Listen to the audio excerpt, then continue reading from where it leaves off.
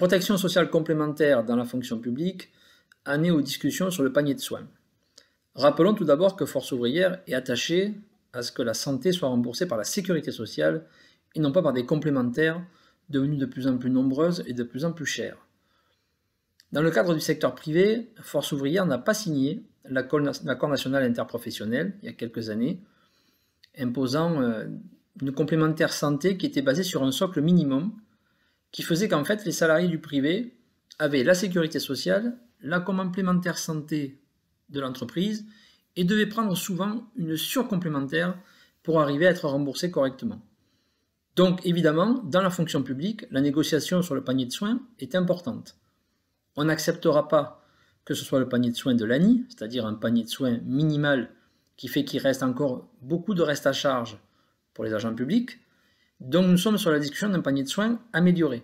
Ce qui veut dire qu'en plus des remboursements déjà compris dans l'accord interprofessionnel, pourraient se rajouter d'autres éléments, comme notamment de meilleurs remboursements en termes d'hospitalisation, comme la chambre individuelle, de meilleurs remboursements en termes de pharmacie, de meilleurs remboursements également en termes d'orthodontie, d'audition ou d'optique.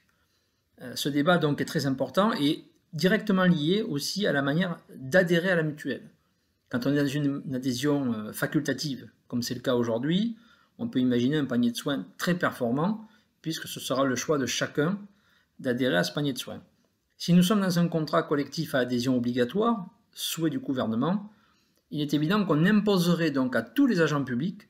un panier de soins qui du coup pourrait être très cher et qui obligerait évidemment à dépenser de sa propre poche au-delà de la participation employeur qui est à hauteur de 50%.